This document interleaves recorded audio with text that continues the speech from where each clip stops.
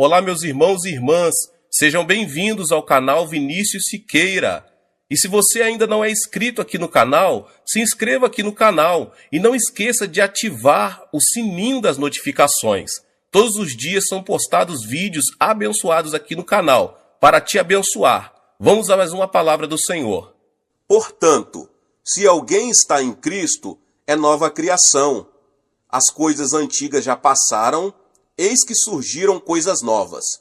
2 Coríntios 5,17. A história que eu começo com vocês hoje é de uma mulher de pouco mais de 20 anos de idade, que trabalhava num escritório. Proveniente de uma família de classe alta, era educada, calma, boa, e como se isso não bastasse, sua aparência era bastante atraente. Mas a partir de certo momento em sua vida, por motivo que ninguém imaginava, seu semblante mudou. Passou a falar menos, não se encontrava mais com os amigos e permanecia trancada em casa, mostrando-se sempre preocupada. Diante da mudança tão súbita, seus colegas começaram a ficar apreensivos. Passado aproximadamente um mês, ela voltou de longas férias com um sorriso, parecendo outra pessoa.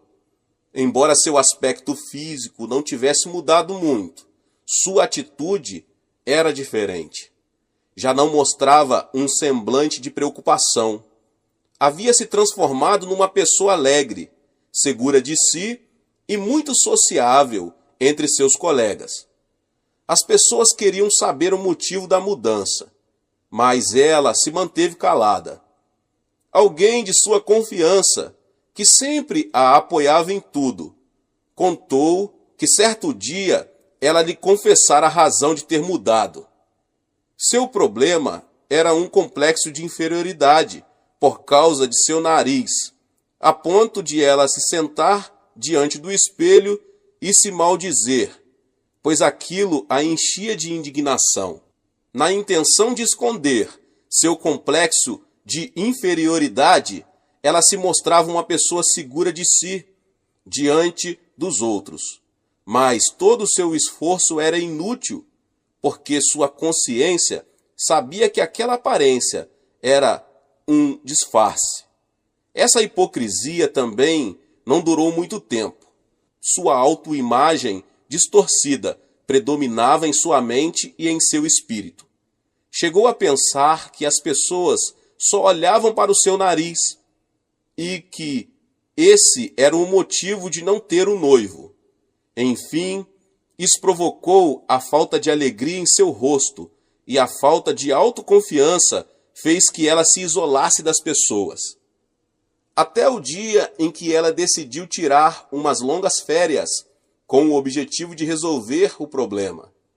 O recurso para curar a enfermidade de seu coração consistia em uma cirurgia estética. Foi a um hospital e submeteu-se a uma cirurgia no nariz. Finalmente, conseguiu seu objetivo. Pensando que seu nariz havia ficado bonito, sua autoimagem deu uma volta de 180 graus. A partir daí, começou a acreditar que conseguira a aparência física sonhada. A ironia, porém, é que a pessoa a quem contara seu segredo não percebeu que ela fizera cirurgia no nariz. A autoimagem daquela mulher podia fazê-la rir ou chorar.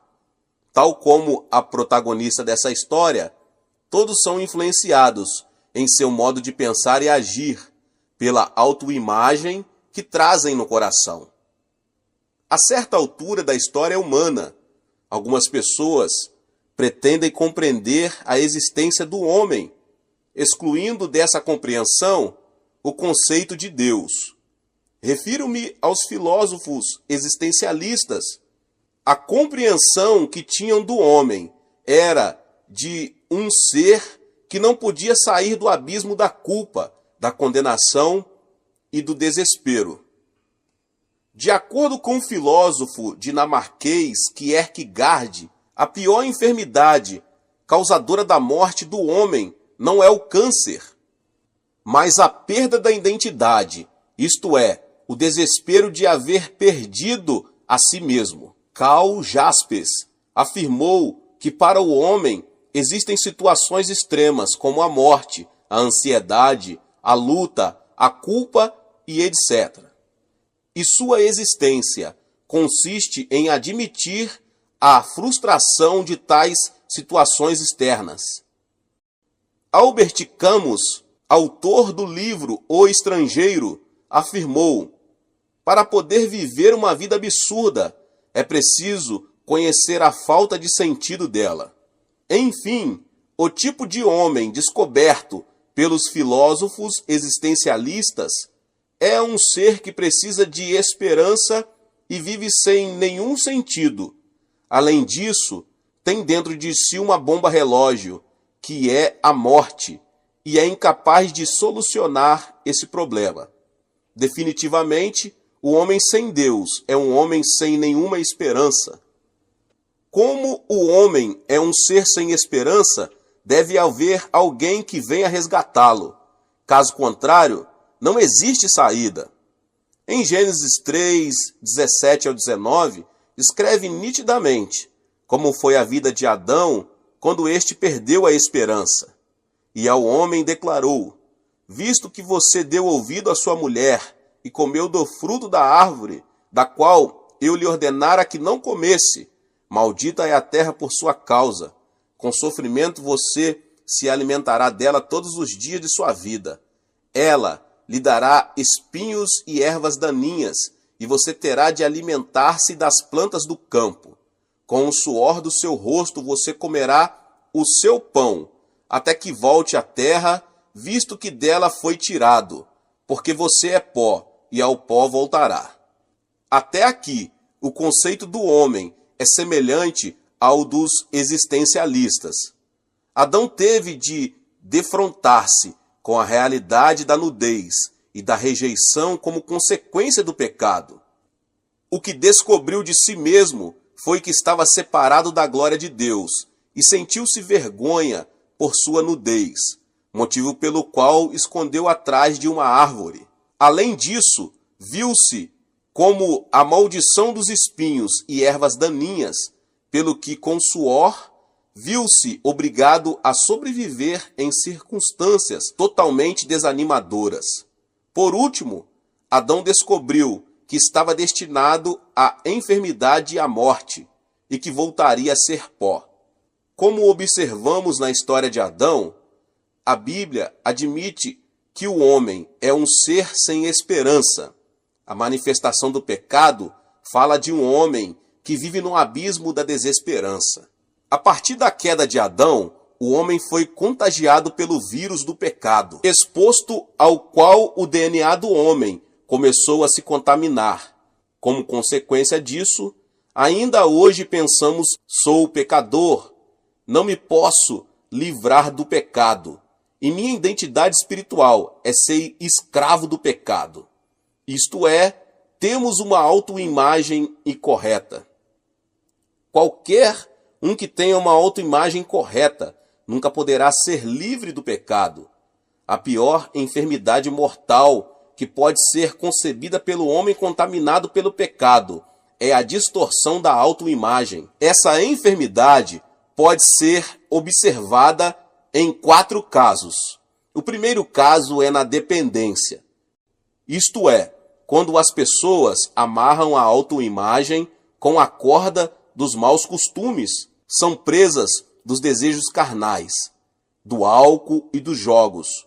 A maioria dos que tem uma autoimagem de vício não está preparada para suportar a tentação e a prova do diabo. Eles pensam constantemente: sou um medíocre, sou um mundano, estou preso aos costumes do mundo, não me posso livrar deste mau hábito, e dessa forma transformam-se em dependentes. O segundo caso é na infelicidade. São aquelas pessoas que pensam não merecer o amor dos familiares e dos amigos e, consequentemente, passam a se alienar. Por exemplo, as crianças de rua, em sua maioria, provêm de famílias desestruturadas. A semente da infelicidade é semeada quando os pais se divorciam ou um deles morre prematuramente. Elas não conseguem se libertar da autoimagem que diz: você não merece ser amado, você é inútil. Assim, irrigam a semente da infelicidade e, em geral, terminam destruindo a própria vida. Essas pessoas são negativas e vivem presas ao ódio e à ira. O segundo caso é a debilidade. As pessoas que têm alguma debilidade física tendem a viver sob a ansiedade e a preocupação com a doença. Pensam que não pode ter uma vida saudável pelo fato de serem fisicamente frágeis. Elas pensam: eu já nasci frágil, por isso a enfermidade voltará a qualquer momento. Assim, por causa da autoimagem doentia, perdem a defesa mental e, quando fustigados por alguma doença, perdem imediatamente o ânimo. Essa categoria de pessoas nunca poderá ficar livre da enfermidade. O quarto caso é o no fracasso. Em relação aos outros tipos de autoimagem, talvez seja esse o mais destrutivo. Ao ver sua falta de capacidade, de recursos, de apoio dos outros, a pessoa termina pensando: sou desprezado, estou inserido na classe baixa, sou um lixo.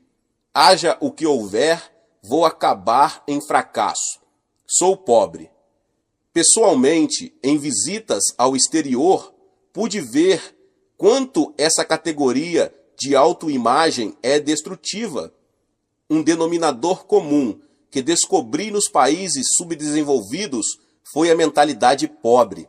As pessoas pensam: somos pobres há várias gerações. Jamais poderemos livrar-nos da pobreza. Lamentavelmente, não pude encontrar nelas esperança nenhuma. Essa realidade torna-se mais visível em países do sudoeste asiático, na África e na América do Sul. O surpreendente é que muitos desses países estão repletos de recursos naturais e, apesar das riquezas e da ilimitada possibilidade de progresso, continuam sendo países pobres. O motivo é a mentalidade de fracasso. Os habitantes estão determinando o futuro de sua nação por meio da mentalidade da pobreza e do fracasso. A mentalidade dos israelitas que haviam chegado a Cádiz Barneia era semelhante a essa. Eles não puderam pisar na terra prometida, a terra dos sonhos, a terra de onde fluía leite e mel, apesar de tê-la exatamente à sua frente. Mas por quê? Você pode perguntar. Porque, embora tivessem tido a experiência da salvação de Deus e da disciplina durante 40 anos no deserto, não puderam se desfazer da mentalidade de servidão que tinham no Egito, a fim de pensar como filhos de Deus. Essa mentalidade pobre torna-se visível nos relatos dos 12 espias. A Bíblia esclarece que, após haver observado a terra durante 40 dias, o relato por eles apresentado foi negativo. E espalharam entre eles, os israelitas, um relatório negativo acerca da terra. Disseram: a terra para a qual fomos em missão de reconhecimento devora os que nela vivem. Todos os que vimos são de grande estatura. Vimos também os gigantes, os descendentes de Enaque, diante de quem parecíamos gafanhotos, a nós e a eles. Números 13, 32 e 33. A mentalidade de servidão os fez considerar-se pequenos e insignificantes, e não permitiu que vissem a vontade e o plano de Deus. Foi por isso que não vacilaram em afirmar: diante deles parecíamos gafanhotos. O importante é que a terra de Canaã é um território onde se pode entrar com complexo de gafanhoto, ou seja, aquele que não tem a capacidade de pensar como filho de Deus, muito menos lhe será outorgada nenhuma oportunidade. A única forma de mudar a autoimagem é voltar-se para Jesus Cristo. Em 2 Coríntios, o texto que li no início, Paulo, ele adverte, portanto, se alguém está em Cristo, é nova criação. As coisas antigas já passaram, eis que surgiram coisas novas. É em Jesus Cristo que se pode encontrar uma nova autoimagem, que consiste em crer, apesar de ser pecador e por sua injustiça merecer a rejeição. Seus pecados foram perdoados pelo sangue de Jesus. E agora esse homem é uma pessoa justa porque recebeu o perdão de seus pecados.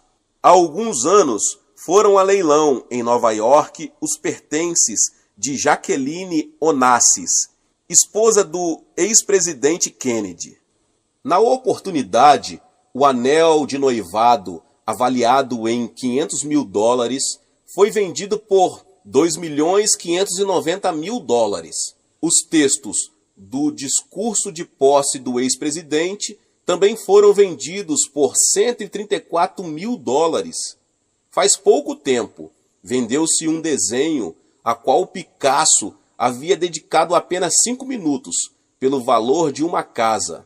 Longfellow, famoso poeta americano, escreveu uma poesia em uma folha de papel de má qualidade, mas que foi vendida por $6 mil, ainda quando o artista era vivo.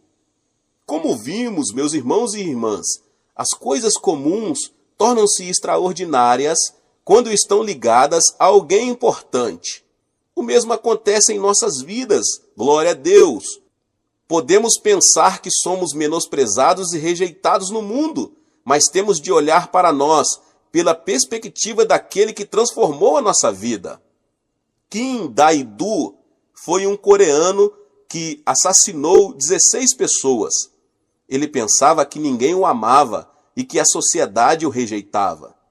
Contudo, aceitou Jesus na cadeia e começou a clamar ao Senhor todas as madrugadas. Assim, foi transformado totalmente diante da cruz de Cristo. Sua autoimagem foi mudada. De assassino, transformou-se num filho de Deus, revestido de justiça e sua glória. Deu-se conta de onde vinha, por que vivia e para onde se dirigia. Passou a ter orgulho de sua nova identidade.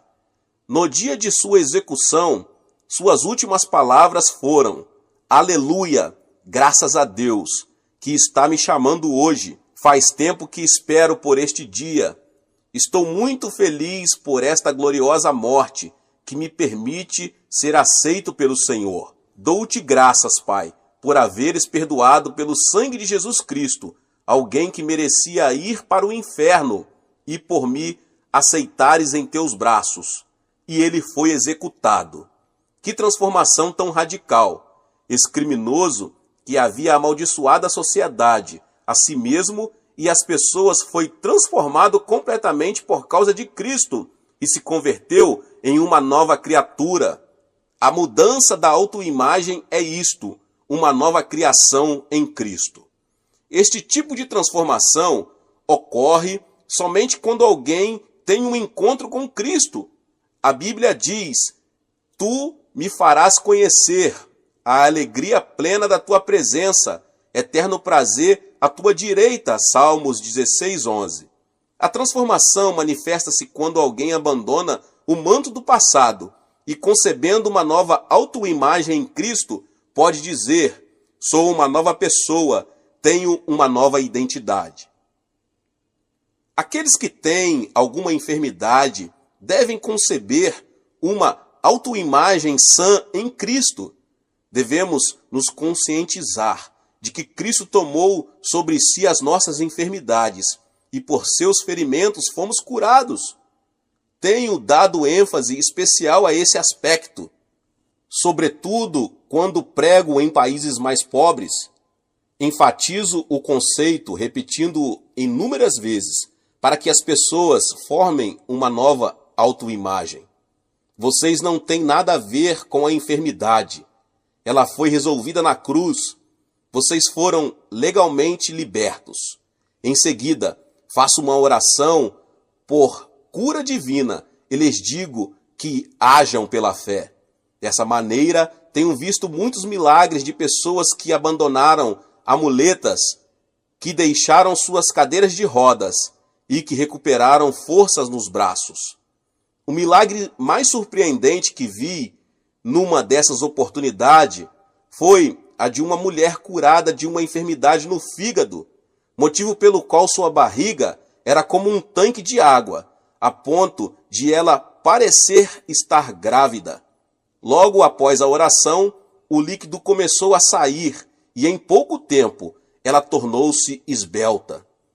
Portanto, devemos nos libertar do que é carnal por meio do sangue de Jesus Cristo e formar uma autoimagem de livre do diabo e da ansiedade.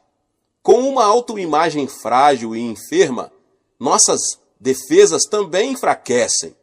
Desenvolvamos então uma autoimagem que nos garanta que podemos superar e vencer a enfermidade. Mateus 8,17 diz: E assim se cumpriu o que fora dito pelo profeta Isaías. Ele tomou sobre si as nossas enfermidades e sobre si as nossas doenças. Devemos crer que todas as coisas velhas passaram e em Cristo veio o novo, porque Cristo carregou nossas enfermidades e suportou as nossas dores. Definitivamente, precisamos ter autoimagem de uma pessoa sã. Em 1 Pedro 2,24, encontramos: Ele mesmo levou em seu corpo os nossos pecados sobre o madeiro, a fim de que morrêssemos para os pecados e vivêssemos para a justiça. Por suas feridas vocês foram curados. O que isso significa? Isso quer dizer que já faz 2000 anos que, olhando para nós, podemos nos ver sãos. Gálatas 3,13 diz: Cristo nos redimiu da maldição da lei, quando se tornou maldição em nosso lugar, pois está escrito: Maldito todo aquele que for pendurado no madeiro. Em 2 Coríntios 8,9 consta: Pois vocês conhecem a graça de nosso Senhor Jesus Cristo, que sendo rico, se fez pobre por amor de vocês, para que por meio de sua pobreza vocês se tornassem ricos. Efésios 2, do 4 ao 6 diz: Todavia Deus, que é rico em misericórdia, pelo grande amor com que nos amou, deu-nos vida com Cristo, quando ainda estávamos mortos em transgressões, pela graça vocês são salvos. Deus nos ressuscitou com Cristo e com ele nos fez assentar nos lugares celestiais em Cristo. Não importa a sua aparência física, nem a sua origem, em Cristo já somos cidadãos do céu.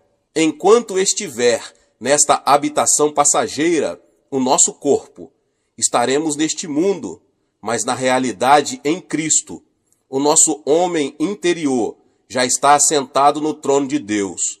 Portanto, é natural, uma vez que deixemos a habitação do corpo, voltemos à casa paterna, não construída por mãos humanas. Confesse corajosamente: onde está, ó morte, a sua vitória? Onde está, ó morte, o seu aguilhão? 1 Coríntios 15:55. Nunca devemos esquecer a autoimagem que foi transformada.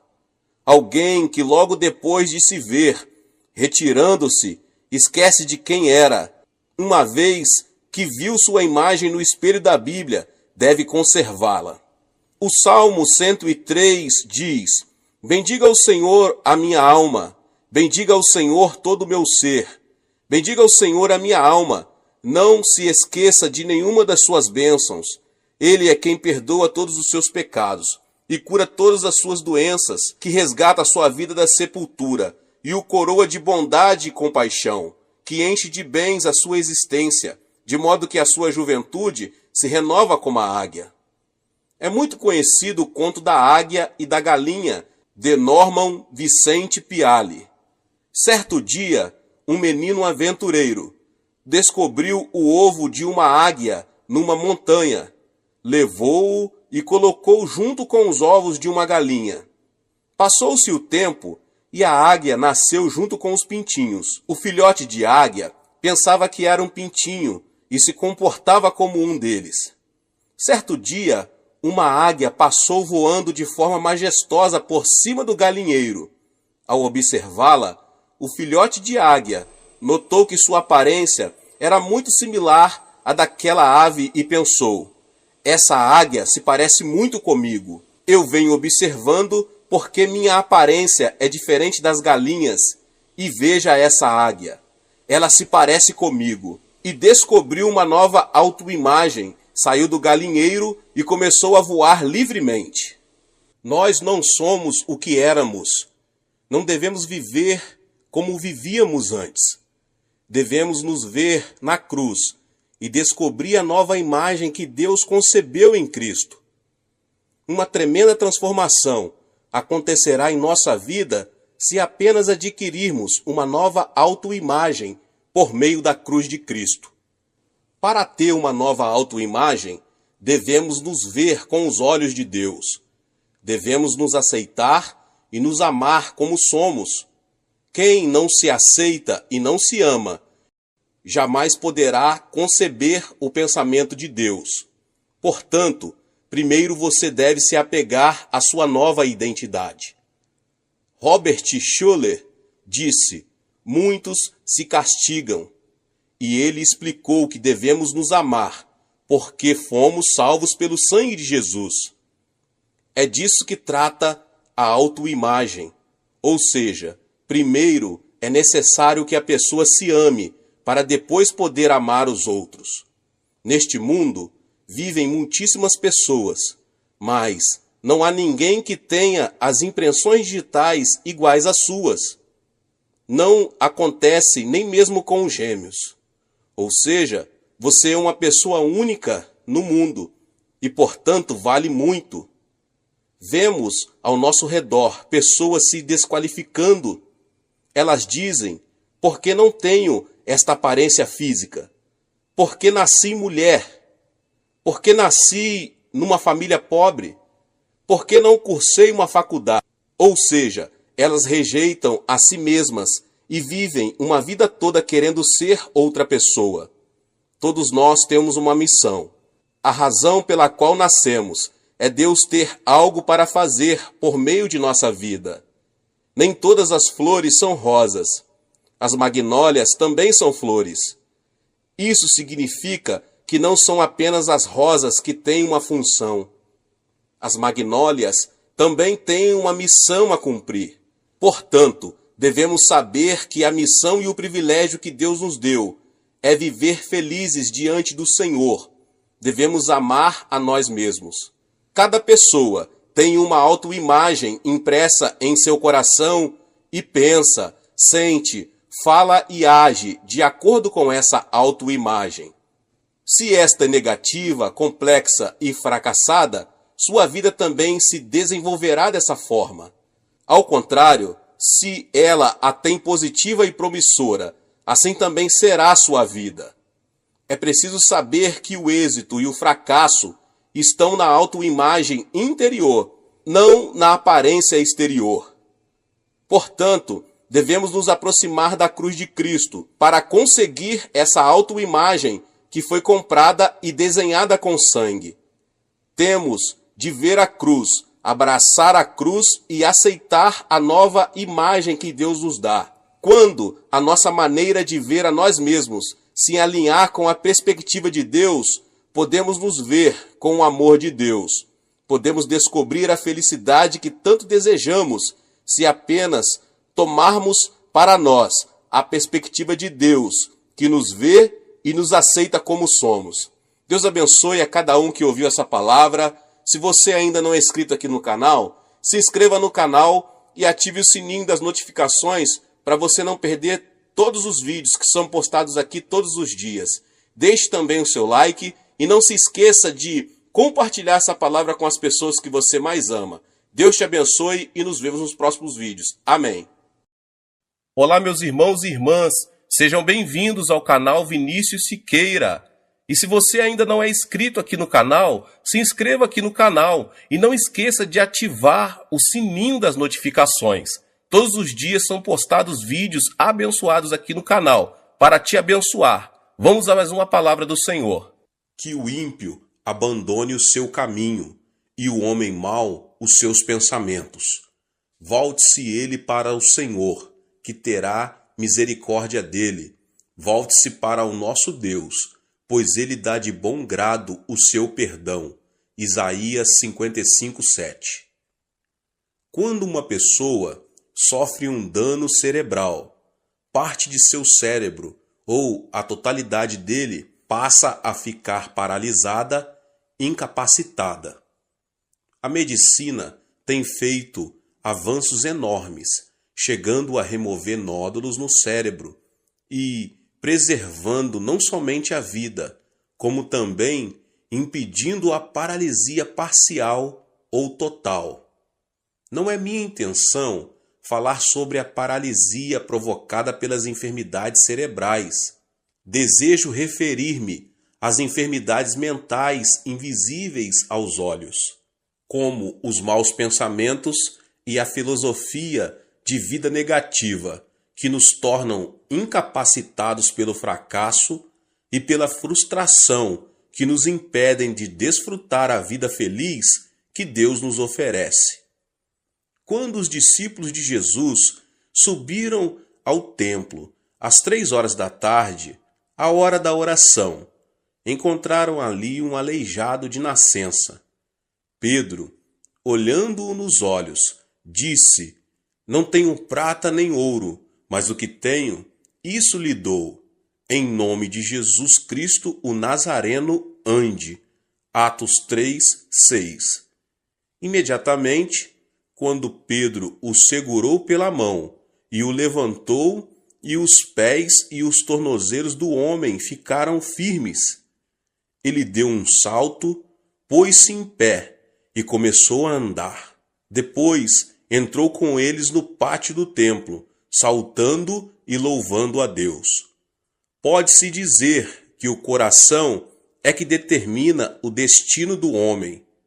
Por essa razão, o sábio diz em Provérbios 4:23, "Acima de tudo, guarde o seu coração, pois dele depende toda a sua vida." E Jesus, em Mateus 8:13, diz: "Como você creu, assim lhe acontecerá." O que significa isso? Quer dizer que a mente é a origem do estilo de vida e a vida é o resultado daquilo que pensamos.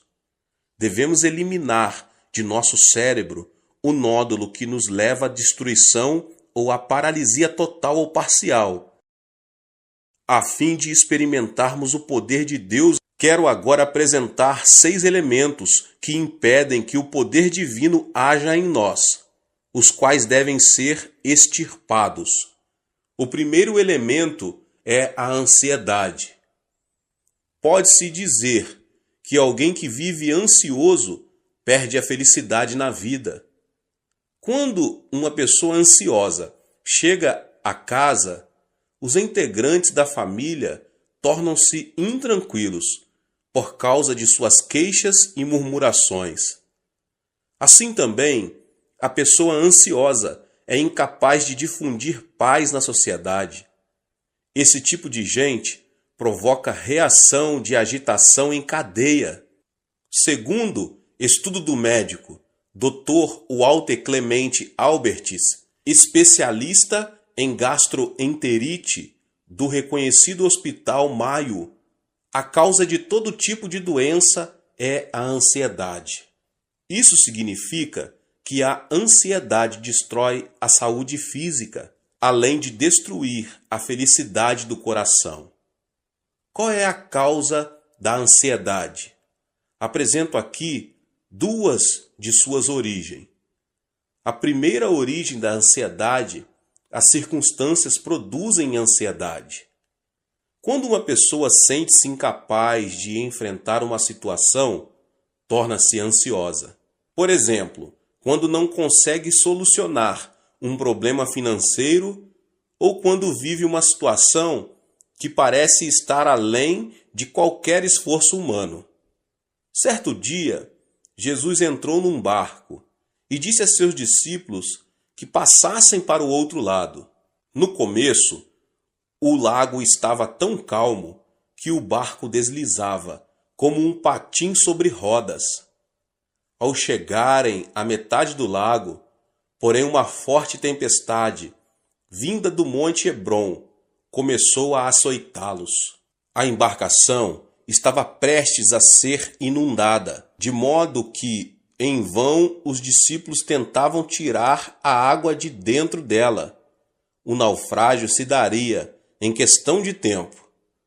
Foi então que os discípulos se lembraram de Jesus e clamaram: Mestre, não te importas que nos afoguemos? Jesus levantou-se, repreendeu o mar, e imediatamente o vento se acalmou e tudo ficou tranquilo. Olhando os discípulos nos olhos, ele disse: Por que vocês têm tanto medo? Ainda não têm fé? Observe que Jesus não disse: Vocês não têm fé. Isso se deve ao fato de que toda pessoa tem fé, de acordo com a medida que Deus lhe deu. O fundamento da fé dos discípulos, entretanto, eram as circunstâncias, os sentimentos e a emoção. Eles tinham fé somente quando tudo estava calmo. Ao terem a vida ameaçada por uma tempestade, sua fé transformou-se em dúvida, criando uma nuvem de ansiedade no coração. Portanto, devemos repelir os pensamentos oriundos das circunstâncias e as emoções da terceira dimensão, a fim de aceitar os pensamentos de Deus, os da quarta dimensão. Quando viram a tempestade e as ondas, os discípulos fracassaram em aceitar o pensamento de Deus, apesar de terem ouvido o Senhor dizer que queria passar para o outro lado do lago. Seus fundamentos de fé não eram a palavra de Deus da quarta dimensão, e sim as circunstâncias e as emoções da terceira dimensão. Foi por isso que o Senhor lhes perguntou: Onde está a sua fé? A palavra de Deus permanece para sempre e jamais muda. Apegar-se firmemente à palavra de Deus não é outra coisa senão aceitar o pensamento de Deus. Portanto, apesar das circunstâncias, se o fundamento do nosso coração é a palavra de Deus, mediante a fé, podemos estar livres de nossa ansiedade e preocupação. A segunda origem da ansiedade é que o pecado produz ansiedade. Quando peca, a pessoa torna-se ansiosa, porque perde a confiança diante de Deus. O pecado separa o homem de Deus. Quando Adão e Eva pecaram, não puderam permanecer diante dele. Gênesis 3:10 diz: Ouvi teus passos no jardim, e fiquei com medo, porque estava nu. Por isso me escondi. Qual foi a causa do medo? O pecado, sem dúvida. Ao comer do fruto da árvore proibida, Adão e Eva souberam que estavam nus e tiveram medo. Por isso não puderam apresentar-se diante de Deus. Da mesma forma, o homem que comete pecado não tem paz. As Escrituras dizem: não há paz alguma para os ímpios, Isaías 48:22. Portanto, a consequência do pecado é a ansiedade. Se uma pessoa se sente ansiosa ao sentar-se e ao levantar-se, sua vida será uma ruína. Não obstante, se alguém se aproxima do Senhor e confessa todos os seus pecados, estes se tornam brancos como a neve, ainda que tenham sido como o escarlate.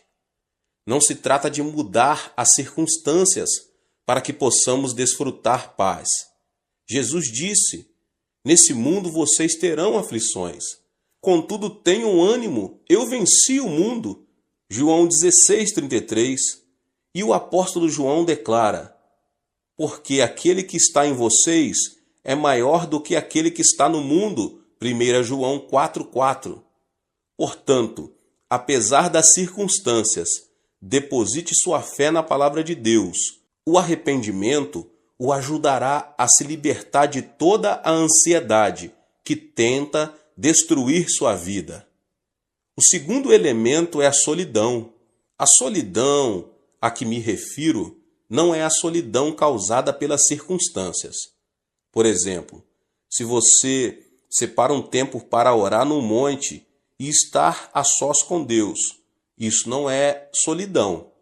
A solidão é sentir-se só e se caracteriza pelo egocentrismo. É querer receber sem dar.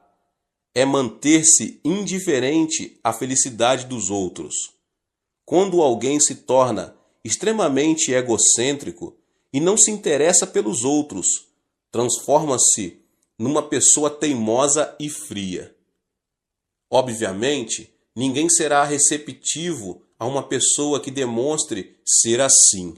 Esse comportamento torna as pessoas ainda mais fechadas em sua solidão, levando-as à destruição.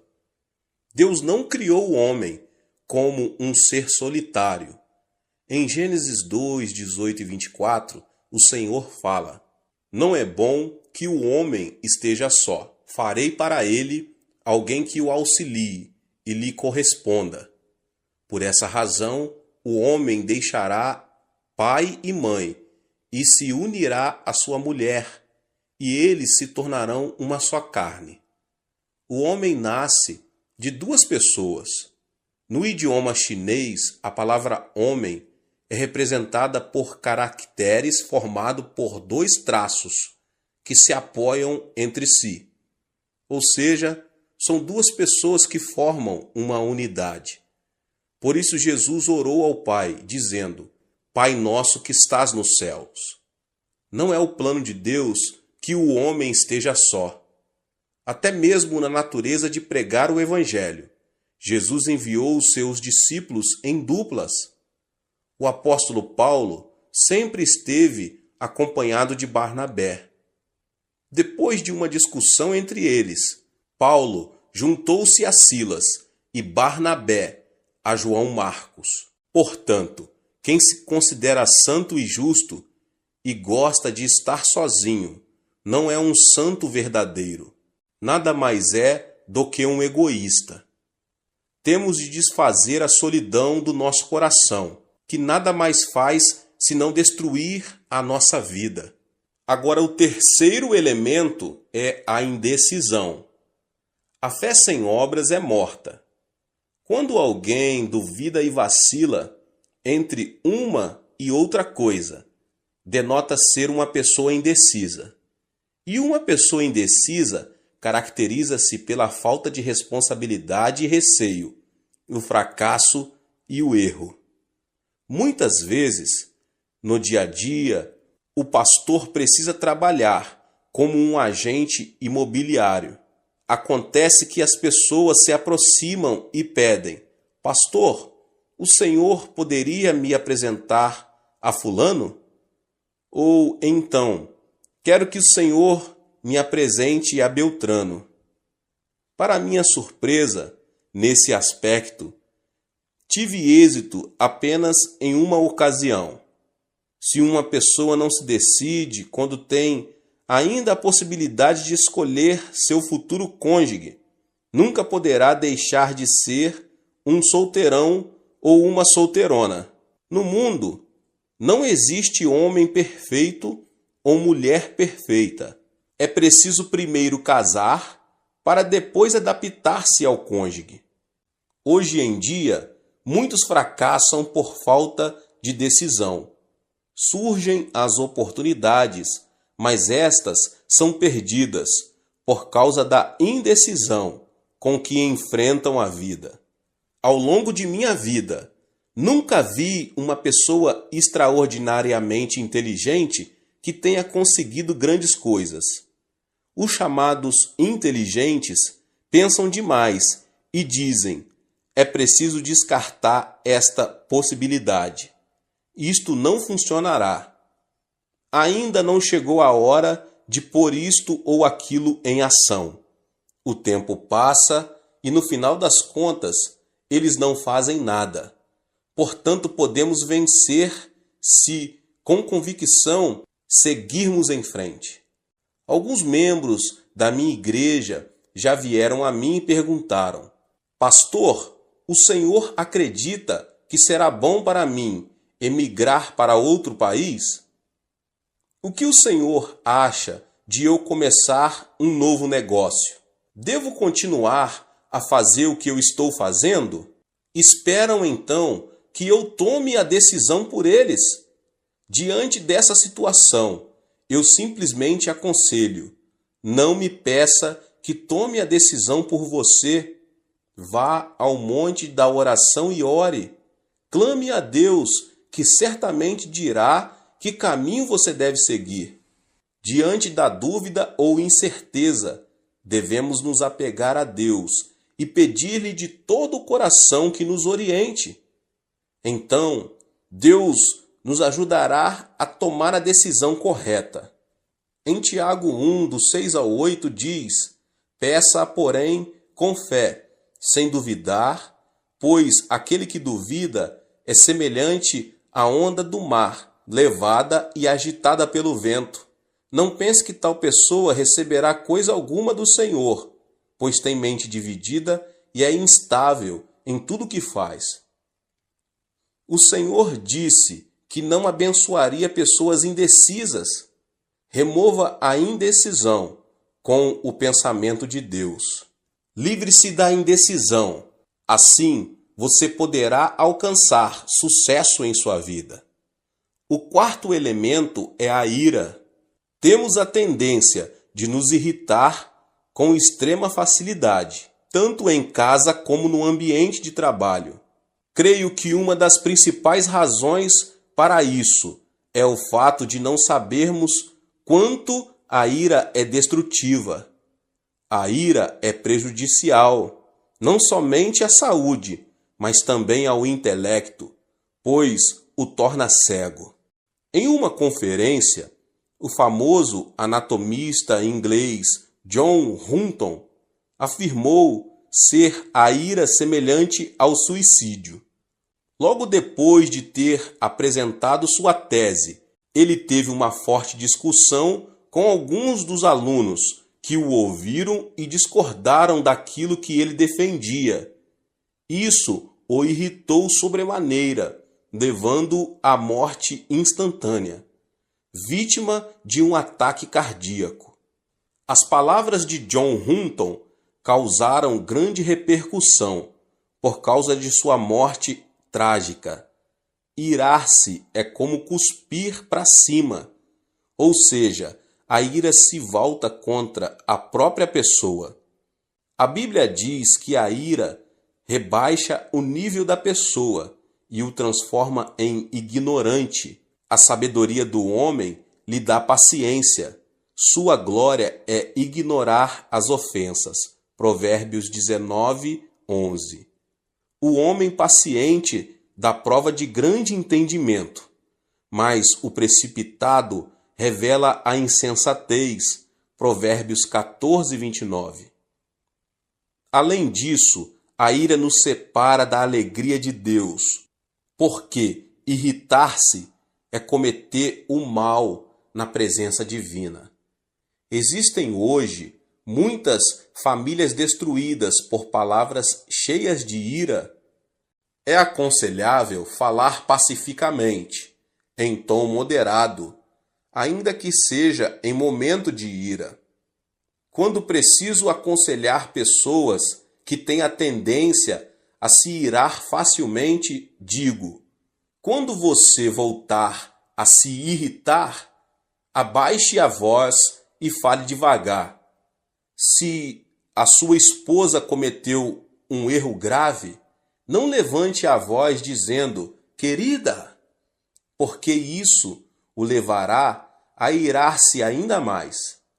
Fale em tom baixo e suave: querida. Qualquer pessoa tem a experiência de se ter irritado e depois de algum tempo arrepender-se de haver agido dessa forma. A ira destrói tudo. A ira não traz benefício nenhum à sua vida. Precisamos aprender a preservar e desfazer a ira que nos leva à destruição, e então nos será concedida uma nova manhã. O quinto elemento é a frustração. A pessoa que fracassa e tem pensamentos negativos, que fala de forma negativa e age de maneira negativa, é definitivamente alguém cheio de frustração. Uma pessoa frustrada não vive criativamente, não passa de um pessimista e tem uma autoimagem de desalento e fracasso. No idioma coreano, temos certas expressões negativas que são espontâneas.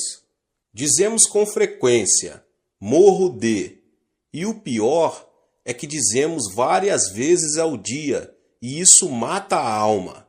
Morro de fome, comi até explodir, morro de felicidade, morro de desânimo, morro por causa da sujeira que existe aqui, morro de calor, morro de frio. É tão lindo que quero morrer. Pergunta-me se o aprecio tanto, por que quer morrer? E não é só isso.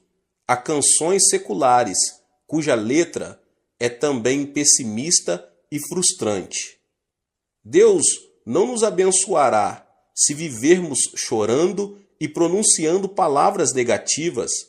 A Bíblia diz, e caiu na armadilha das palavras que você mesmo disse, está prisioneiro do que falou. Provérbios 6, 2. Isso sugere a importância das palavras em nossa vida. Portanto, se falarmos palavras negativas, vamos viver sob a sombra da frustração. Tenho recebido muitas cartas que chegam do interior do país. No entanto, se o conteúdo da carta é negativo e frustrante, deixo de responder a ela. Ao contrário, se a pessoa que a escreveu, embora diante de frustração e de um panorama desalentador, denota a esperança, oro por ela e faço tudo o que posso para ajudá-la. Sabe qual é a diferença entre uma pessoa de sucesso e uma pessoa fracassada? As bem-sucedidas não se mostram frustradas diante de um eventual fracasso e logo se colocam em pé novamente. Ao contrário, as pessoas fracassadas denotam frustração, desanimam e cruzam os braços. Aqui está a diferença. A chave do êxito da vida está em ter coragem e não desanimar nunca.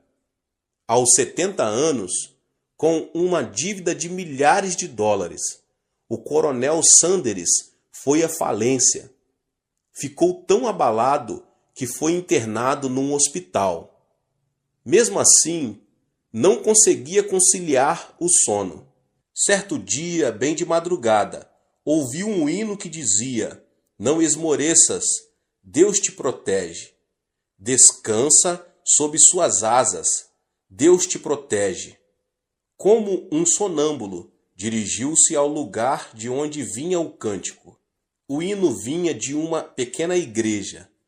Ao entrar, encontrou uma senhora idosa que cantava o hino, curvada diante do altar. A voz daquela senhora parecia a voz de um anjo. No mesmo instante, ele se arrependeu e entregou sua vida ao Senhor. Repentinamente, sentiu uma grande paz. A paz que só desfrutam as pessoas que caminham com o Senhor. Antes de entrar em falência, Sanders era o dono de uma empresa. Decidiu esquecer seu passado e começar tudo de novo como cartonador. Não foi nada fácil. Entretanto, ele superou a adversidade, confiou no Senhor e, sob a orientação do Espírito Santo, começou a vender frango frito. Hoje, ele é um milionário conhecido em todo o mundo. Esta é a história de Sanders Chicken, mais conhecido como KFC.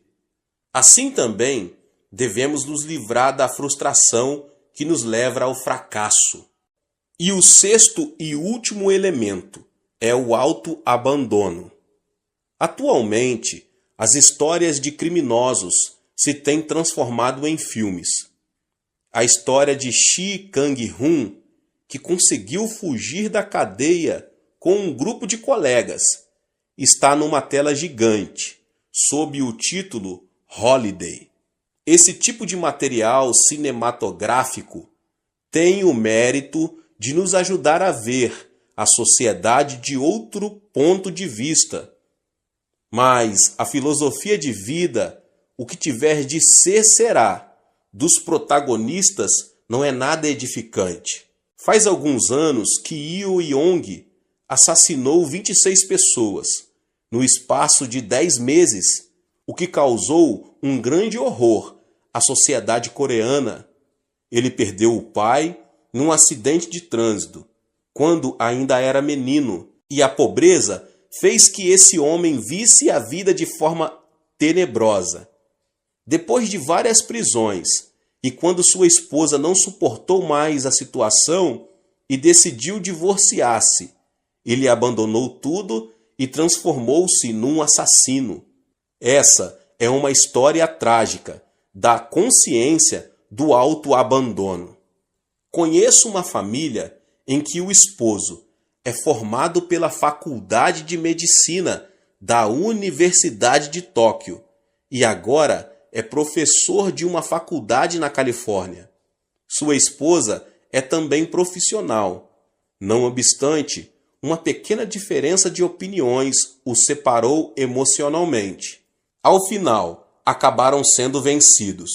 O esposo começou a delirar e pensava que a esposa o queria assassinar. Por isso, dormia com uma faca à sua cabeceira. Você pode imaginar uma mulher dormindo tranquila ao lado de um homem que tem uma faca à sua cabeceira? Por isso, a mulher ficou louca.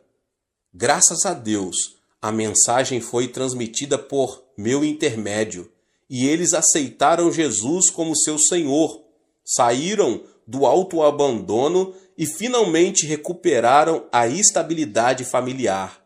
Devemos nos livrar do veneno do autoabandono que destrói a nossa vida. Gênesis 2,15 narra: o Senhor Deus colocou o homem no jardim do Éden para cuidar dele e cultivá-lo. O jardim do Éden não é outra coisa senão o nosso coração.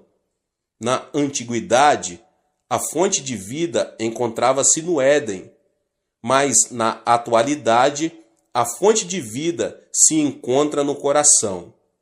O Deus que disse ao homem para cuidar do Éden, hoje nos manda cuidar do nosso coração.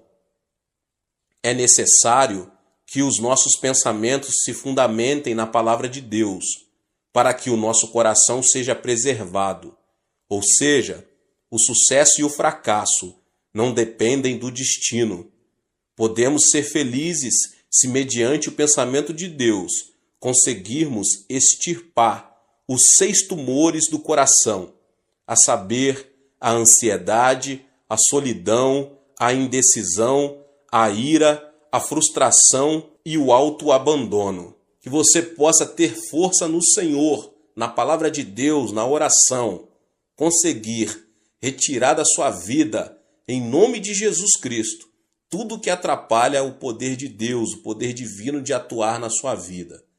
Deus abençoe a vida de cada um dos irmãos que ouviram essa palavra do pastor David Puyong Cho. Se você ainda não é inscrito aqui no canal, se inscreva no canal, ative o sininho das notificações para você não perder nenhum vídeo que são postados aqui todos os dias.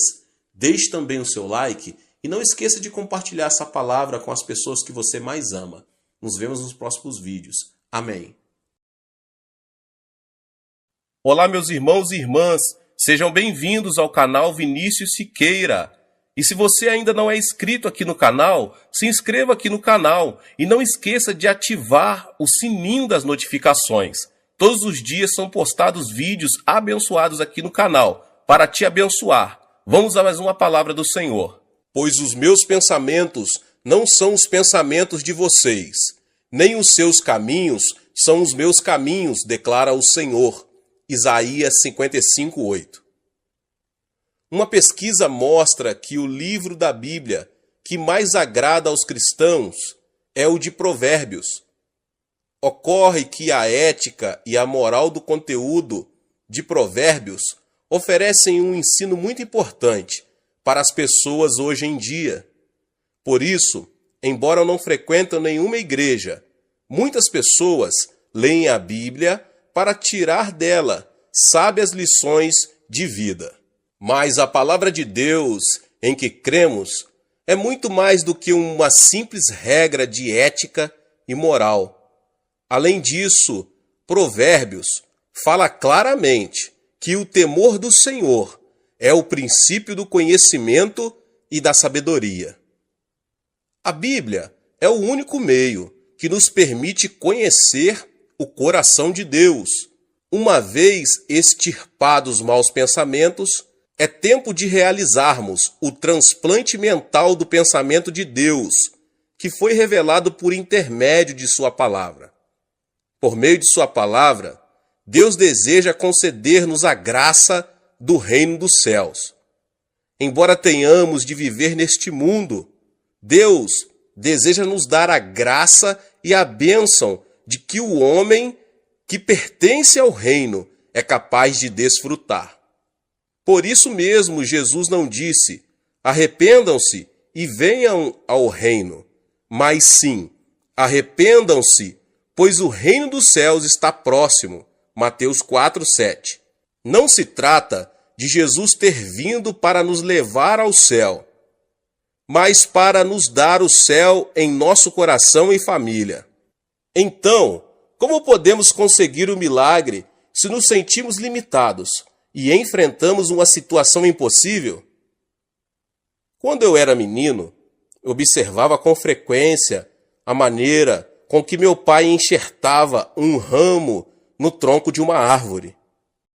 No início da primavera, ele tinha o costume de trabalhar em um pomar de caquis.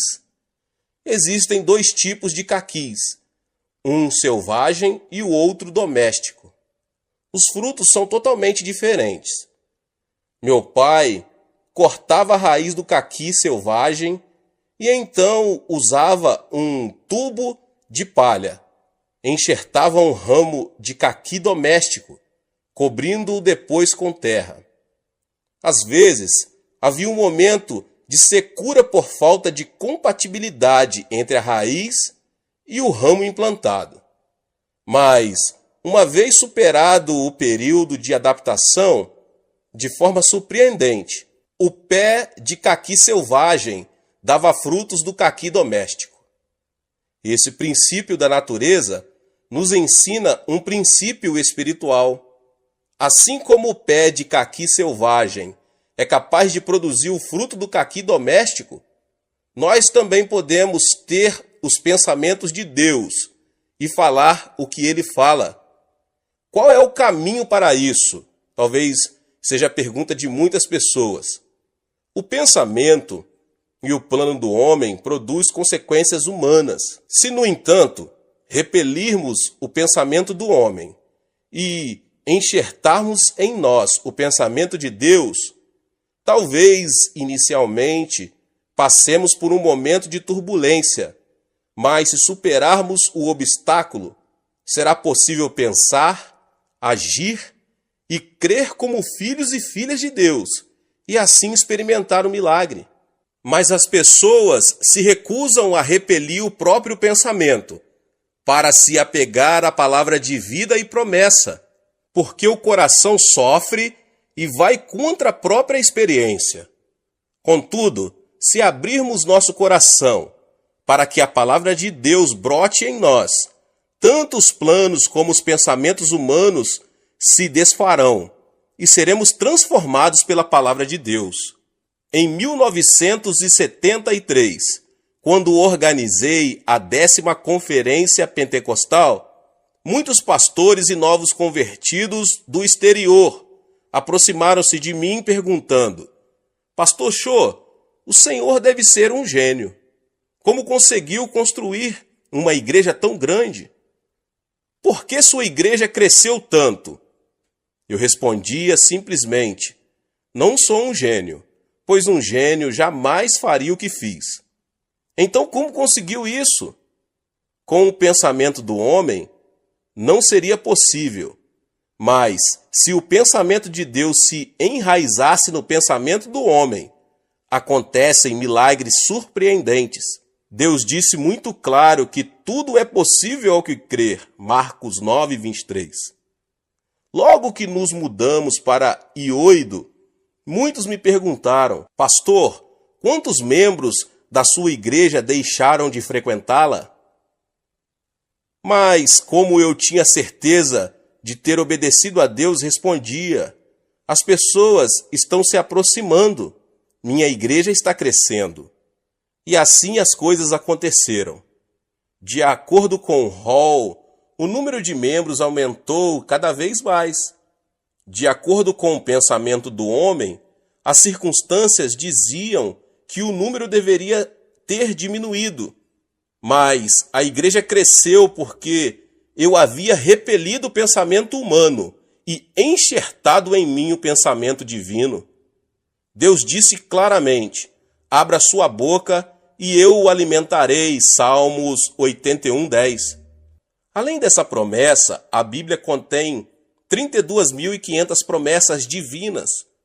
De Gênesis a Apocalipse, a Bíblia é o pensamento e a palavra de Deus. Deus não nos deu a palavra para que a vejamos como simples espectadores, nem para vivermos como caquis selvagens, em meio ao fracasso, à desilusão, ao pecado, à injustiça, à mesquenharia, à enfermidade e à maldição. Ele nos deu sua palavra para que possamos dar bons frutos em vida, mediante a bênção ilimitada, a glória e a vitória divinas. Portanto, é fundamental que você transplante o pensamento de Deus em sua maneira de pensar. O enxerto não implica mudança da essência da árvore. Assim como removemos o galho de uma árvore e o enxertamos em outra, devemos transplantar o pensamento de Deus em nós e viver em sua presença. A Bíblia diz que Abraão teve seu filho Isaque aos 100 anos de idade. O corpo de Sara estava envelhecido e, portanto, ter um filho era praticamente impossível. No entanto, Deus semeou seu pensamento no coração de Abraão. Querer receber ou não o enxerto do pensamento de Deus depende de cada pessoa. Quando o anjo de Deus apareceu a Abraão e lhe disse: você terá um filho, ele riu até cair no chão, e Sara também riu. Apesar de tudo isso, Deus disse: você terá um filho. Aceitar ou não o pensamento de Deus dependia de Abraão e de Sara. Abraão enxertou o pensamento de Deus no próprio pensamento. Então seus nomes foram trocados.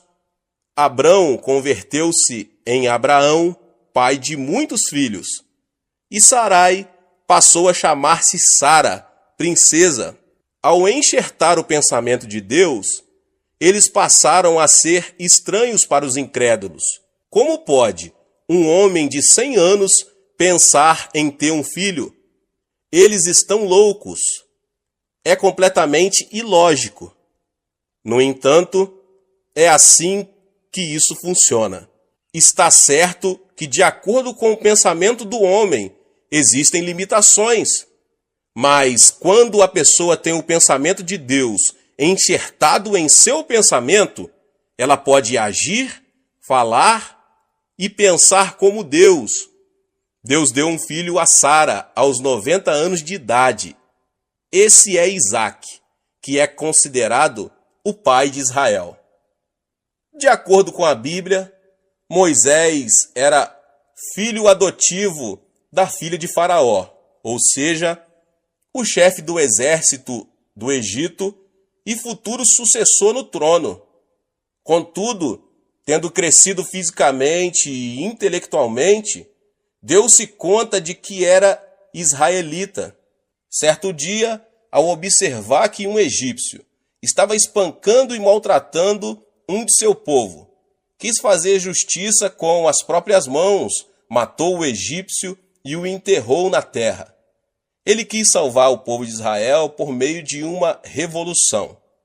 No dia seguinte, ao ver 2 israelitas brigando, perguntou: Por que você está espancando seu companheiro? O agressor replicou: quem o nomeou líder e juiz sobre nós? Você quer matar-me como matou o egípcio? Quando a notícia chegou ao palácio real, o faraó ordenou a captura de Moisés. Imediatamente, este fugiu do Egito e foi para o deserto de Midian, tornando-se ali um genro de Jetro, o sacerdote. Passou o tempo e Moisés tornou-se velho. A Bíblia diz que ele morreu com a idade de 120 anos e que seus olhos e seu vigor não se tinham enfraquecido. Deuteronômio 34, 7. Certo dia, ao apacentar as ovelhas no Monte Horebe, Moisés ouviu uma voz vinda dentre uma sarça que ardia, mas que não se queimava. E a voz dizia: Moisés, tire as sandálias. E o Senhor continuou dizendo: eu o envio ao Egito, para que liberte o povo de Israel. Moisés não conseguia acreditar no que estava ouvindo de Deus. Por isso reagiu, dizendo: ó Deus, rogo-te que envies outra pessoa. Eu tenho dificuldade para falar e estou muito velho para isso. Envia outro em meu lugar. Moisés não podia enxertar no seu pensamento o pensamento de Deus. Irritado, Deus lhe respondeu: Moisés, eu não lhe disse que estaria com você? Eu o envio. Finalmente, Moisés conseguiu repelir o seu pensamento, enxertando em sua mente o pensamento de Deus. Assim, muitos milagres aconteceram à medida que ele falava e agia de acordo com o poder de Deus. Quando Moisés incorporou o pensamento de Deus, pôde libertar o povo de Israel da escravidão, atravessando o Mar Vermelho e liderando mais de 3 milhões de israelitas até a Terra Prometida, construindo a nação de Israel e escrevendo o livro da lei. Outro que enxertou os pensamentos de Deus foi André. No Novo Testamento, há também muitos relatos que mostram como viver dando preferência ao pensamento do homem ou ao pensamento de Deus. Um exemplo disso são as decisões de Filipe e de André. A Bíblia diz que se reuniram cerca de 5.000 homens para ouvir Jesus pregar a palavra. Se fossem contadas as mulheres e crianças, esse número chegaria a dezenas de milhares de pessoas que estavam com fome. Na ocasião, Jesus chamou seus discípulos e lhes disse: deem-lhes vocês algo para comer. Ele não disse que os discípulos teriam a capacidade de fazê-lo, muito menos mentiu ou exagerou. Filipe começou a fazer as contas. Quando obteve o resultado, chegou à conclusão de que não havia forma de alimentar uma quantidade tão grande de pessoas. Então aproximou-se de Jesus e disse: Jesus, estamos no deserto, há muita gente. Mesmo que dermos a cada um uma quantidade pequena de pão, precisaremos de muito pão para dar de comer a todos. Essa atitude de Filipe mostra que ele não se havia apropriado da palavra de Jesus, pois este havia dito: deem-lhes vocês algo para comer. Recusou-se a implantar o pensamento de Deus no próprio pensamento, conhecimento e experiência. Então, diante da mesma circunstância, André soube enxertar o pensamento de Deus e provavelmente deve ter dito: se Jesus nos diz para darmos de comer, é porque podemos fazê-lo. Jesus nunca teria dito para darmos de comer se não tivéssemos nada que lhes dar. Imediatamente, juntou toda a comida disponível, 5 pães e 2 peixes. Depois de agradecer a Deus, Jesus o mandou repartir a comida entre o povo. E todos comeram e se fartaram. E os discípulos recolheram ainda 12 cestos cheios de pedaços que haviam sobrado. o pensamento de Deus é salvar-nos do pecado, sarar-nos de toda doença e enfermidade e transformar o desespero em esperança, a morte em vida, o fracasso e a desilusão em vitória. Para isso, primeiro devemos enxertar em nossa vida a palavra de Deus. Não é fácil escolher o pensamento de Deus a fim de crer nele. Abraão também falhou nesse ponto. Embora cresce no plano de Deus, com base em sua palavra, que teria um filho, quando sua esposa lhe propôs ter esse filho por intermédio da escrava Agar, ele acedeu ao pensamento humano e fracassou diante de Deus. Assim nasceu Ismael, como sabemos. É extremamente difícil distinguir entre o próprio pensamento e o pensamento divino. É difícil obedecer a Deus. Há momentos em que não obedecemos por pensar que o pensamento de Deus é o nosso pensamento, ou por nos consolar imaginando que o pensamento é o pensamento de Deus. Abraão falhou em um princípio, mas decidiu aceitar novamente o pensamento de Deus em sua vida. Decidiu crer no pensamento de Deus, baseando-se no momento em que ele o tirou de sua tenda e o fez contar as estrelas do céu. O mesmo aconteceu com Sara. Ela decidiu aceitar o pensamento de Deus, mesmo sabendo que não poderia conceber e ter um filho. Tal como acontece com personagens da antiguidade, também recusamos-nos a aceitar o que Deus pensa por causa do conhecimento, da lógica e da experiência pessoal. Essa é a razão de ser tão custoso o processo de incorporação do pensamento de Deus em nossa vida. Não obstante, se alguém deixar que a promessa de Deus seja implantada e superar a turbulência da provação apegando-se a Deus, os milagres se manifestarão ininterruptamente. Portanto, não devemos considerar a Bíblia como um enfeite. Não devemos ser espectadores da palavra. Deixemos que ela seja enxertada em nossa vida. Então, experimentaremos o milagre de viver como Deus. Agora, o que fazer para desfrutar o céu em meu coração? Talvez seja a pergunta de muitos. O termo grego metanoia, que em português é traduzido por arrepender-se, significa mudar totalmente o pensamento do coração e a emoção. Ou seja, podemos deixar que o céu reine em nossa vida e família, se apenas mudarmos o rumo do nosso coração e a nossa maneira de pensar. Portanto, arrependa-se dos pensamentos negativos e cheios de frustração, pensamentos que o fazem retroceder, que dizem que tudo está acabado. Mude o rumo da emoção e da mente. Deixe que a palavra do Senhor cresça em você, e então o céu estará ao seu alcance. Jesus disse: cuidado que ninguém os engane. Marcos 13:5. O reino de Deus não vem de modo visível, nem se dirá: aqui está ele, ou lá está, porque o reino de Deus está entre ou dentro de vocês. Lucas 17:20 e 22. Portanto, o reino de Deus está em nós. Opera nas circunstâncias que nos rodeiam e as transformam no reino dos céus.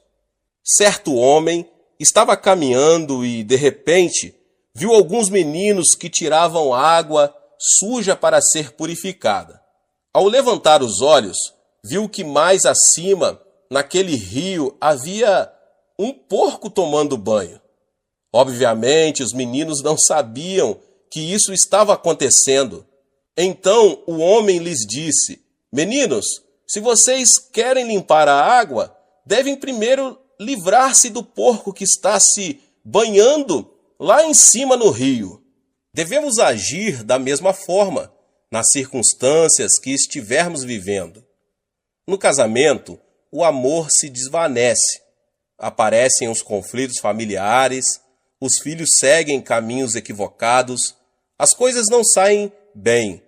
O sofrimento e a enfermidade fazem que a nossa vida se encha de água suja. Tratamos de retirá-la de um poço, mas quando o fazemos, vemos que o outro poço se encheu de água suja e acabamos caindo na desilusão. Como podemos solucionar esse problema? A Bíblia diz, Provérbios 4:23, acima de tudo, guarde o seu coração, pois dele depende toda a sua vida. Devemos nos arrepender e mudar o rumo de nossa maneira de pensar negativa e destrutiva e incorporar o pensamento de Deus e a palavra de Deus em nosso coração, para que o pensamento divino reine em nossa vida e transborde, transformando todo o ambiente no reino dos céus. Podemos experimentar o milagre se tão somente implantarmos a palavra de Deus em nosso coração. Toda palavra que sai da boca de Deus não volta vazia, mas cumpre o propósito com que foi enviada. Isaías 55 diz isso. Portanto, leia e estude a Bíblia, por mais que o seu intelecto duvide dessa verdade. Apegue-se à palavra de Deus que diz: tudo é possível ao que crer. Marcos 9:23. Se você precisa de cura divina, confesse. Pelas suas feridas fomos curados. Isaías 53:5. E desfrute de saúde física. Se você precisa que Deus o faça prosperar, deixe que seja enxertada em seu coração a palavra que diz: tragam o dízimo todo e vejam se não vou abrir as comportas dos céus e derramar sobre vocês tantas bênçãos que nem terão onde guardá-las. Malaquias 3:10. Acrescente o pensamento de Deus mediante a palavra dele, que permitirá que em sua vida sejam produzidos muitos frutos de felicidade em nome de Jesus. Deus abençoe a vida de cada um que ouviu essa palavra. Talvez você chegou aqui pela primeira vez e ainda não é inscrito no canal. Se inscreva aqui no canal, ative o sininho das notificações e todos os dias são postados vídeos abençoados aqui no canal para te abençoar. Não esqueça de deixar o seu like e de compartilhar este vídeo, esta palavra, com os seus contatos, com as pessoas que você mais ama. Nos vemos nos próximos vídeos. Deus abençoe. Amém. Olá, meus irmãos e irmãs. Sejam bem-vindos ao canal Vinícius Siqueira. E se você ainda não é inscrito aqui no canal, se inscreva aqui no canal e não esqueça de ativar o sininho das notificações. Todos os dias são postados vídeos abençoados aqui no canal para te abençoar. Vamos a mais uma palavra do Senhor. Cada pessoa tem a própria perspectiva. Esta é única e distinta de todas as outras. A perspectiva dos pais não é a mesma perspectiva dos filhos. A maneira com que a geração adulta vê uma situação não é a mesma com que os jovens a veem. O ponto de vista do chefe não é o ponto de vista do empregado. Os políticos da oposição não veem as coisas como as veem os políticos que apoiam o governo. É imprescindível que haja contínua busca de entendimento entre ambas as partes. Mas existe uma diferença maior de perspectivas. Trata-se do ponto de vista do homem e do ponto de vista de Deus. A Bíblia explica isso da seguinte forma. Isaías 55, 8, 9 diz: pois os meus pensamentos não são os pensamentos de vocês, nem os seus caminhos são os meus caminhos, declara o Senhor. Assim como os céus são mais altos do que a terra, também os meus caminhos são mais altos do que os seus caminhos, e os meus pensamentos são mais altos que os seus pensamentos. É praticamente inevitável o conflito entre o ponto de vista de Deus e o ponto de vista do homem. Apesar disso, se como homens que somos, repelirmos o nosso pensamento e escolhermos o pensamento de Deus, poderemos alcançar vitória genuína na vida cristã. O pensamento de Deus é um caminho de verdade e vida, o qual devemos seguir. Ele se torna um mapa capaz de indicar onde se encontra a felicidade e de mostrar o leme que nos guia até onde temos de chegar. Um bom exemplo disso é a vida de Abraão. Se você tem o pensamento de Deus, pode começar a sonhar. A vida de Abraão passou por uma drástica mudança de rumo, quando ele tinha 75 anos de idade. Essa é uma idade quando a pessoa precisa fazer uma avaliação da sua vida, refletindo sobre a maneira em que viveu, e deve pensar a respeito da morte. Em outras palavras, é a idade menos indicada para um novo começo. Mas Deus chamou Abraão e ordenou-lhe que começasse tudo de novo. A Bíblia esclarece isso da seguinte forma em Gênesis 12, 1 e 2 e 3. Então o Senhor disse a Abraão: saia da sua terra, do meio de seus parentes e da casa de seu pai, e vá para a terra que eu lhe mostrarei. Farei de você um grande povo e o abençoarei. Tornarei famoso o seu nome e você será uma bênção. Abençoarei os que o abençoarem e amaldiçoarei os que o amaldiçoarem. E por meio de você, todos os povos da terra serão abençoados. Depois de receber essa palavra de Deus, Abraão passou a ver a vida por outra perspectiva. O Senhor lhe havia mostrado não ser aquele o momento de abandonar o sonho, mas de concebê-lo, o tempo de começar uma nova vida. Ele prometeu a Abraão que as obras da fé o acompanhariam, assim como uma flor desabrocha quando recupera a vitalidade. Abraão recuperou vida aos 75 anos de idade. Contudo, ele não pôde evitar um conflito interior. Certamente pensou: será que tudo isso está certo? Isso é possível sob o ponto de vista humano? Se eu obedecer a Deus pela fé, as pessoas não me poderão considerar um louco? Abraão se viu diante de um conflito: ver as coisas como Deus as vê e começar uma nova aventura, ou ver o mundo como o homem vê e permanecer no mesmo lugar. Afinal, Abraão tomou a decisão de ver as coisas como Deus as vê. Embora seus olhos não vissem coisa nenhuma, seus ouvidos não percebessem nada e suas mãos não tocassem em nenhum objeto, Abraão decidiu ver seu destino e as circunstâncias como Deus as via. Assim começou sua vida de fé. E o que é fé? Fé é abandonar o ponto de vista do homem e dar preferência ao ponto de vista de Deus. Portanto, podemos desenvolver nossa fé quando decidimos ver com a perspectiva de Deus e começar uma vida nova. Abraão mudou o rumo de sua vida mediante a fé. É preciso ter sabedoria para fazer distinção entre o ponto de vista do homem e o ponto de vista de Deus. Se virmos como o homem vê, viveremos como homens.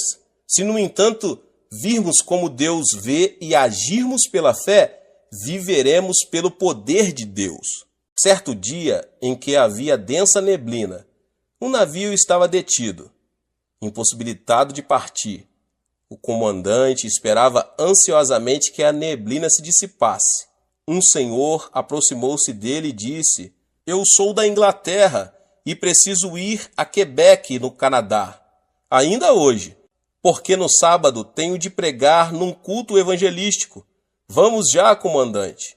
O comandante, surpreso com estas palavras, pensou: pela aparência, esse homem seria uma pessoa normal, mas pela maneira de falar deve ser um louco, e disse: "Ouça, por acaso o senhor não vê a neblina? Como vou sair do porto com uma neblina dessa?"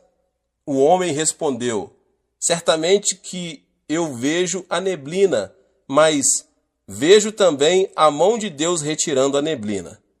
Por acaso o senhor não vê a mão de Deus? Quando o comandante pensou estar diante de um louco, o homem o tomou pela mão, levou-o à força ao seu camarote e disse: sirvo ao Senhor durante 57 anos e o tenho visto todos os dias em oração. Deus nunca falhou. Vou orar e o Senhor verá a neblina se desvanecer. Vamos orar juntos. O comandante entrou no camarote, mas fez declarações que demonstravam falta de fé. Não diga tolices. Por acaso não vê a neblina? Onde está Deus? As palavras do comandante vinham do senso comum. De repente, George Miller dobrou os joelhos e orou: Deus, Criador dos céus e da terra, eu vim da Inglaterra e preciso ir a Quebec para pregar a tua palavra. Portanto, faze que o navio parta agora mesmo. Assim que terminou a oração, disse ao comandante: ligue o motor do navio. O senhor acredita que a oração fará melhorar as condições do tempo? Não diga tolices. George Miller respondeu: abra a janela. E o milagre aconteceu. Naquele curto espaço de tempo, a neblina havia desaparecido e o sol estava brilhando. O comandante não conseguia acreditar. Ele havia visto a neblina, mas George Miller havia visto Deus. Se você tem o pensamento de Deus, pode obedecer sem reservas. Assim que ouviram a palavra de Deus, Abraão e sua esposa partiram em direção a Canaã com tudo o que tinham, junto com seu sobrinho Ló e seus servos. Tratava-se de uma migração com toda a família. Ao chegar a Canaã, tiveram de enfrentar uma situação difícil. A terra estava passando por um período de estiagem e não havia água nem comida. A família clamava por comida e seus animais desfaleciam por falta de alimentação apropriada. Diante das circunstâncias adversas, Abraão decidiu ver as coisas pela perspectiva humana.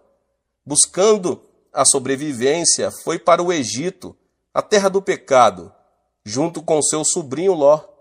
Ali, com o propósito de preservar sua vida, fez que a esposa dissesse que era sua irmã. Não é assim que o homem vê as coisas? Reconhecendo as adversidades, Abraão abandonou a perspectiva de Deus e preferiu a perspectiva do homem. Mas Deus observava as circunstâncias por outro ponto de vista. Ele viu que Abraão, embora tivesse decidido ter fé, ainda estava preso a coisas humanas. Foi por isso que Abraão não lhe obedecera sem reservas. Deus lhe havia dito que saísse de sua terra e do meio de seus parentes. Mas Abraão partira com todos os seus bens e seu sobrinho Ló. Esse foi o motivo pelo qual Deus permitiu a estiagem. Do ponto de vista de Deus, Abraão não desenvolvera uma fé completa. Ele havia deixado a terra, mas somente no aspecto físico. Em outras palavras, ele não obedecera plenamente a Deus. Por isso, para que se arrependesse, Deus permitiu a estiagem. Ao enfrentar uma aflição, todos são levados a fazer uma análise introspectiva. Se Abraão tivesse arrependido de seus pecados e buscado a Deus, o Senhor lhe teria aberto um novo caminho.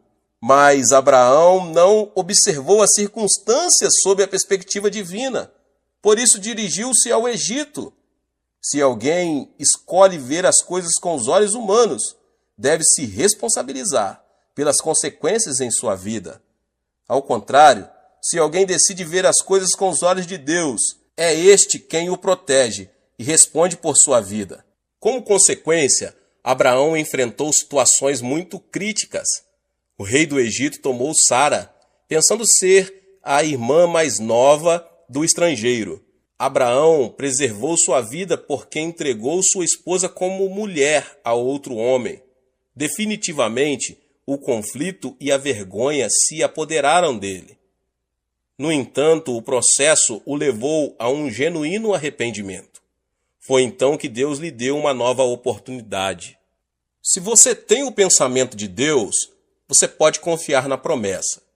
Depois do quebrantamento, Abraão voltou à terra de Canaã junto com seu sobrinho Ló. Em Canaã, ele teve uma vida próspera porque administrou bem o que ganhou no Egito. Mas os servos de Abraão e Ló discutiam com frequência porque não havia água suficiente para todos. Diante disso, Abraão decidiu separar-se do seu sobrinho. Ao ouvir a confissão de Abraão, percebemos imediatamente quando ele tinha sido quebrantado. Não haja desavença entre mim e você, ou entre os seus pastores e os meus, afinal somos irmãos. Aí está a terra inteira diante de você. Vamos separar-nos. Se você for para a esquerda, irei para a direita. Se for para a direita, irei para a esquerda. Gênesis 13, 8, 9. Abraão cedeu a Ló praticamente tudo. Essa declaração manifesta a convicção de Abraão, que decidiu não olhar a circunstância sob o ponto de vista humano, mas apegar-se ao pensamento de Deus. Por outro lado, Ló viu as coisas sob a perspectiva humana, levantou os olhos e observou que todo o vale do Jordão até Zoar era terra bem irrigada. Mas, na realidade, Sodoma e Gomorra eram terras onde proliferavam o pecado. Depois de separado de seu sobrinho Ló, Abraão, que tinha o pensamento de Deus e confiava na palavra do Senhor, decidiu ficar em Canaã. Deus o chamou e disse: "De onde você está, olhe para o norte, para o sul, para o leste e para o oeste. Toda a terra que você está vendo darei a você e a sua descendência para sempre." Gênesis 13, 14 e 15. Falando francamente, a terra de Canaã não se via tão fértil quanto as campinas do Jordão. Mas Deus disse a Abraão que lhe daria e a toda a sua descendência toda a terra que ele estava vendo. Vemos assim que, quando Abraão decidiu olhar seu destino e as circunstâncias sob o ponto de vista de Deus, ele lhe prometeu responsabilizar-se por sua vida. Se você tem o pensamento de Deus, pode esperar pelo cumprimento da promessa. E aconteceu que Abraão chegou aos 85 anos de idade. 10 anos já se haviam passado desde o dia em que ele decidira vir à terra de Canaã. Contudo, Abraão não tinha nenhum filho. Sob o ponto de vista humano, já não havia possibilidade de ver cumprida a promessa divina. Por essa razão, a esposa de Abraão, Sara, propôs-lhe que ele tomasse sua escrava Agar, para que, talvez por intermédio dela, viesse a ter filhos. E assim foi. Abraão, que até aquele momento estava crendo e esperando na palavra de Deus, começou a olhar com os olhos do homem e, consequentemente, tomou sua escrava como mulher. Pouco tempo antes, porém, Deus lhe havia dito: "Não tenha medo, Abrão, eu sou o seu escudo. Grande será a sua recompensa." Gênesis 15, 5. Mas Abraão enfatizou o fato de não ter um filho, dizendo: "Ó soberano Senhor, que me darás, se continuo sem filhos e o herdeiro do que possuo é Eliezer de Damasco? Tu não me deste filho algum. Um servo de minha casa será o meu herdeiro." Gênesis 15, 2 e 3. Mas esse pensamento era do homem, porque o pensamento de Deus era diferente. Depois de lhe dizer: "Seu herdeiro não será esse. Um filho gerado por você mesmo será o seu herdeiro." O Senhor o levou para fora da tenda e mostrou-lhe as estrelas do céu e disse: "Olhe para o céu e conte as estrelas, se é que pode contá-las." E prosseguiu: "Assim será a sua descendência." Da mesma forma, existe uma grande diferença entre o ponto de vista do homem e o ponto de vista de Deus. O ponto de vista de Deus era que, embora Sara fosse anciã, o milagre ocorreria e Abraão teria tantos filhos como as estrelas do céu. O ponto de vista do homem, porém, era que Sara não podia mais ter filhos. Abraão, que uma vez fracassara por ter escolhido olhar as coisas como o homem as vê, voltara a se equivocar, somente pelo fato de não ter algo que pudesse ser visto imediatamente. Foi por isso que Abraão possuiu Agar e com ela teve Ismael. Mas Deus não aceitou Ismael. Se Abraão não tivesse gerado Ismael, o conflito entre judeus e árabes não existiria. De certo modo, ele voltou a fracassar por haver escolhido o ponto de vista do homem. Ao meditar na história de Abraão, percebemos que não é fácil ver as coisas como Deus as vê e desenvolver um alto nível de fé. Isso não é conseguido instantaneamente. Existe nisso um processo de perseverança. Hoje em dia, muitos cristãos confessam: Deus, eu creio somente em tua palavra. Seguirei este caminho pela fé.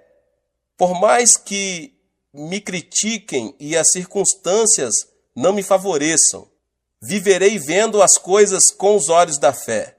Mas quando as circunstâncias se apresentam negativas, esses mesmos cristãos dão um passo atrás e dizem: não posso, creio ser melhor fazer o que penso.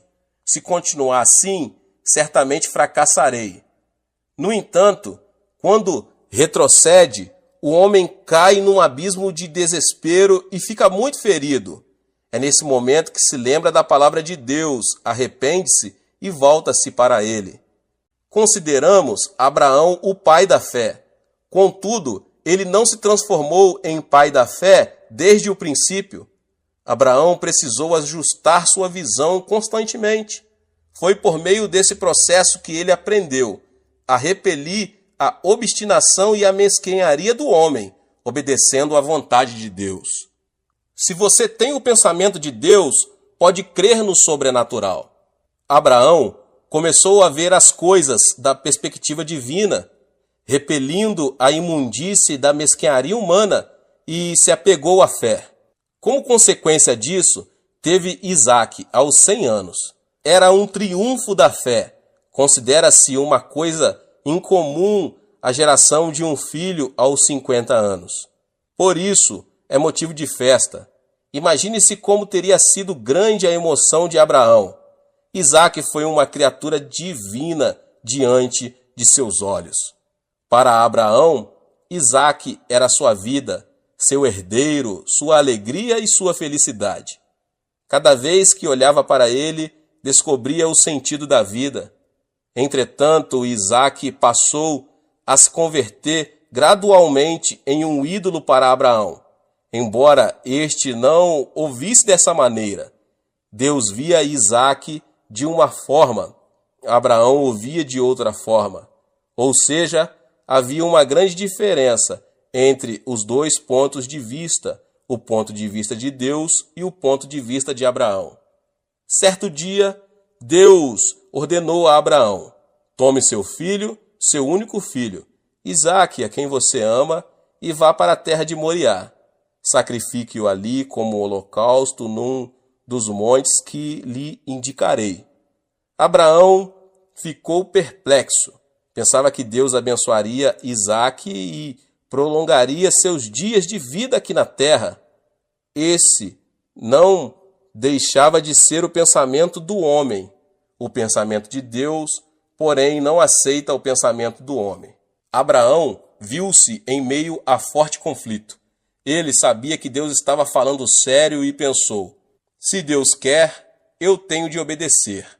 Não devia ser fácil oferecer o único filho amado como holocausto, ou seja, queimá-lo no fogo. A luta interior de Abraão continuou.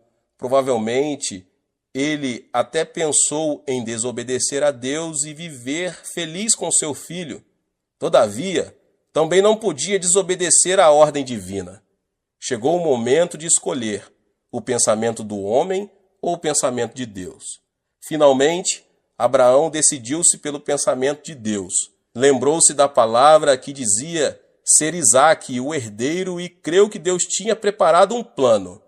É certo que, para chegar a esse ponto, Abraão passou por uma grande turbulência.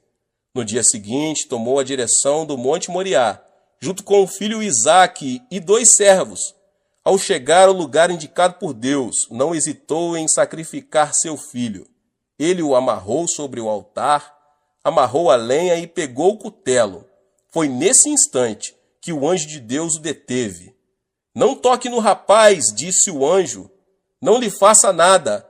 Agora sei que você teme a Deus, porque não me negou seu filho, o seu único filho. Juro por mim mesmo, declara o Senhor, que por ter feito o que fez, não me negando seu filho, o seu único filho, esteja certo de que o abençoarei e farei seus descendentes tão numerosos como as estrelas do céu e como a areia das praias do mar.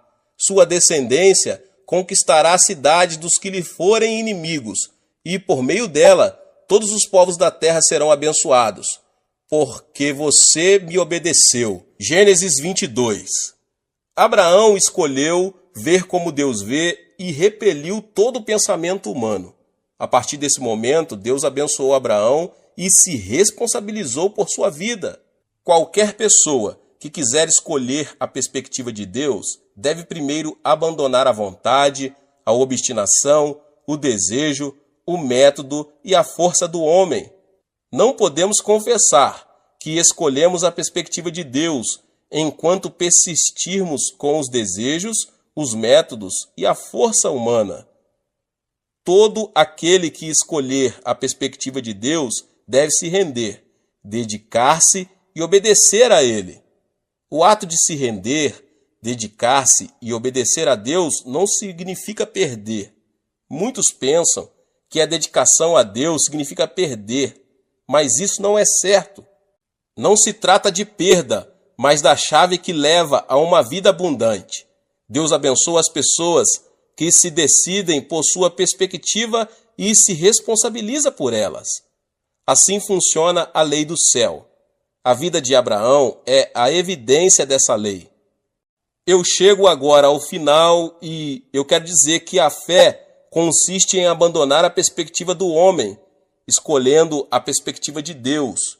Se optarmos por ver como o homem vê, não poderemos receber o favor e a orientação de Deus. O justo viverá pela fé. O que significa viver pela fé? Significa abandonar a perspectiva do homem e escolher a perspectiva de Deus, vivendo como a Bíblia ordena. Assim, Deus nos abençoa e se responsabiliza por nossa vida. É certo que, ao nos decidir pelo ponto de vista divino, enfrentaremos uma luta interior. Devemos, portanto, superá-la. Você sabe como Deus vê a terra e o homem? Deus vê a história do homem como um assunto de julgamento imitente. A história do homem está chegando ao seu final. A vida do homem é como uma neblina que aparece num momento e logo se desvanece. Ele é como uma erva e sua glória como a flor do campo. Quem vacila com isso é nécio. O nosso interesse deve estar na eternidade. A vida eterna é mais importante que a vida passageira. Essa filosofia de vida permitirá que a pessoa viva a vida transitória de maneira muito mais significativa. As Escrituras dizem, da mesma forma, como um homem está destinado a morrer uma só vez e depois disso enfrentar o juízo. Hebreus 9, 27. A terra não permanecerá para sempre. Portanto, temos de ver as coisas sob a perspectiva de Deus. Para isso, devemos tomar uma difícil decisão. Sob que perspectiva você vê a vida? Os cristãos devem abandonar tudo o que é humano e aceitar a perspectiva de Deus. Esse é o único caminho, porque Deus se responsabiliza por aquele que abandona o ponto de vista humano, decide tomar o ponto de vista divino em nome de Jesus. Deus te abençoe. Glória a Deus. Se você ainda não é inscrito aqui no canal, se inscreva no canal, ative o sininho das notificações para você não perder os vídeos que são postados aqui no canal. Deixe também o seu like e não esqueça de compartilhar compartilhe nas suas redes sociais, tá bom? Compartilhe com seus contatos, com as pessoas que você mais ama. Nos vemos nos próximos vídeos. Amém. Deus abençoe. Abençoe. Abençoe. Abençoe. Abençoe. Abençoe. Abençoe. Abençoe. Abençoe. Abençoe. Abençoe. Abençoe.